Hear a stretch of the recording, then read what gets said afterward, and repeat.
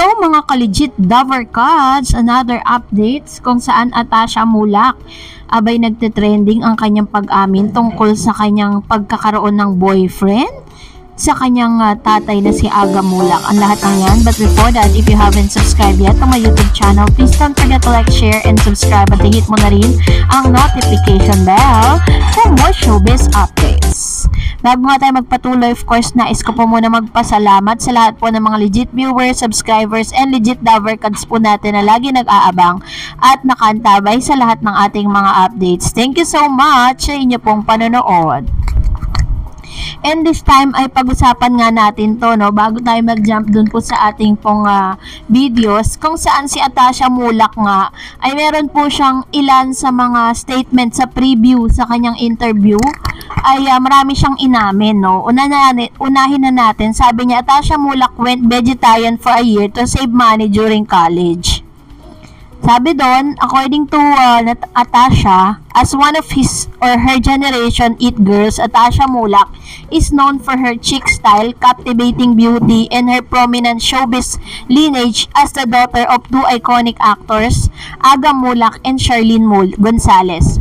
But beneath the glitz and glamour lies down-to-earth side of Atasha that might be aware of a side that was cultivated during her time studying in the United Kingdom.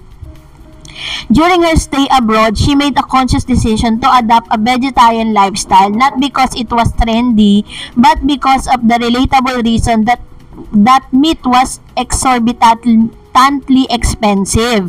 So sabi niya po na ginamit or parang naging vegetarian siya hindi dahil gusto niya but dahil sobrang mahal nga daw ng meat dito po sa UK.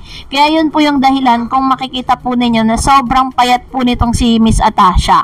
So narito po yung video na tinutukoy ko na kung saan nag-viral po, no, yung pag-amin nitong si Miss Atasha Mulak kay Aga patungkol po sa kanyang boyfriend. Let's watch this. Yes. Cute ba yan? Talaga? Ano yan? Nothing, Dad. Nothing, ha? This!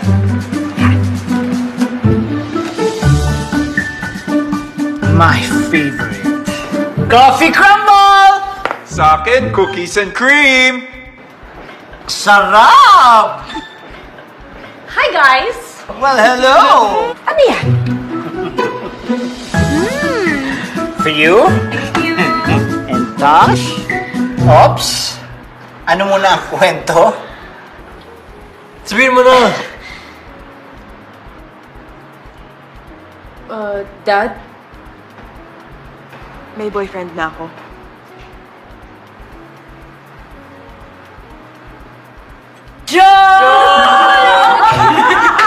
Crush lang naman!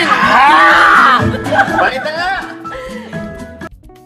Ang video po na inyong napanood ay isa sa mga dati hampang commercial nitong si Miss Atasha Mulak or ng buong pamilya ng Mulak family, including Andres and Charlene Mulak. Kung saan sobrang tagal na po na kung makikita po ninyo medyo chubby pa dito si Miss Atasha Mulak, ano, very young pa. No? Kaya naman nagtaka lang po ang pamilya ng Mulak nang bigla po itong nagtrend at napakaraming umaani po siya ng napakaraming views sa lahat ng social media platform, especially sa TikTok na isa sa pinakamalaking platform na talaga namang lahat ata ng mga content creator ay parte ng platform na ito, no? So nakita naman natin yung reaction ni Mr. Aga Mulak, pero at the young, dito po sa age ngayon ni Miss Atasha, 22 years old na po siya, pero wala pa po siyang ipinapakilalang any boyfriend, no, or any partner niya po at this moment. At ito pa yung isa sa mga niya na pagsisiwalat niya patungkol sa naging buhay niya sa UK. Sabi po ni Atasha Mulak revealed she went vegetarian for a year to save money. Now I have money, I can go out and have lunch or dinner with my friends. But when I was in the UK, I told my friends, like people here at home, the story that I went vegetarian for a year because mahal yung meat. She shares in a super expensive. So I was like, okay, I'm gonna go vegetarian because the vegetable can last me 1 whole week for the worth of 1 chicken breast. I was like, okay, this work. So ibig sabihin po, during the time na nasa UK siya, hindi po talagang masarap yung buhay niya doon. Kumbaga, parang meron mang binibigay sa kanyang allowance o kanyang parents, kailangan niyang pagkasyahin yon. Kaya doon po talagang nauwi na kailangan niyang maging vegetarian. Kaya naman super sexy at super thin nitong si Miss Atasha Mulak. Yun po yung ilan sa mga napansin ng mga netizen.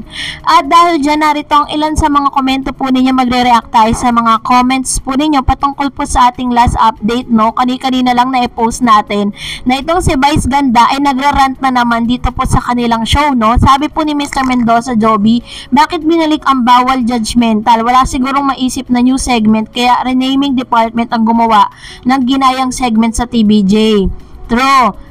And I don't know if gagamitin po nila yung title na bawal judgmental. So, ang pinaka bottom line nan, kailangan po nilang baguhin yan dahil nasa proseso pa po sila ng case na copyright infringement, baka masama yan sa kaso nila.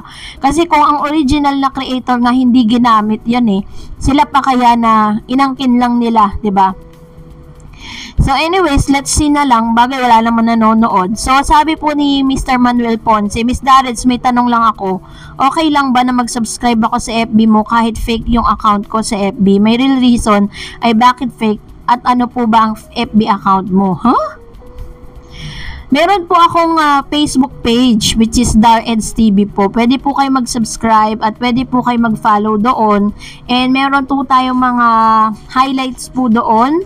At you can use also your kumbaga parang pseudonym ninyo sa pag-subscribe or pag-follow po ninyo. Wala pong problema doon. As long as that you have your Facebook account, pwede po yun. So, salamat po Mr. Manuel Ponce for always watching our updates, daily updates.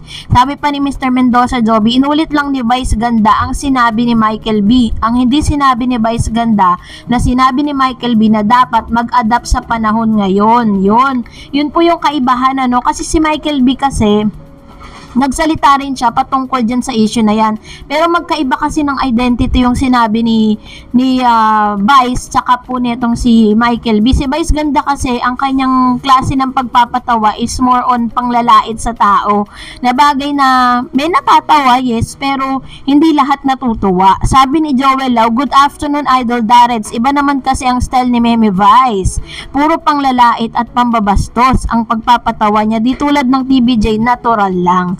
Yun po talaga yung pagkakaiba na hindi niya maunawaan. So, dahil po dito, parang sinisisi niya na napakataas na daw ng standard ng MTRCB when it comes to throwing a jokes, Pero hindi niya alam, wala namang talagang kinalaman ng MTRCB doon Tanging ang mga manonood ang nagpaparating ng reklamo patungkol sa mga jokes na kanyang binibitawan.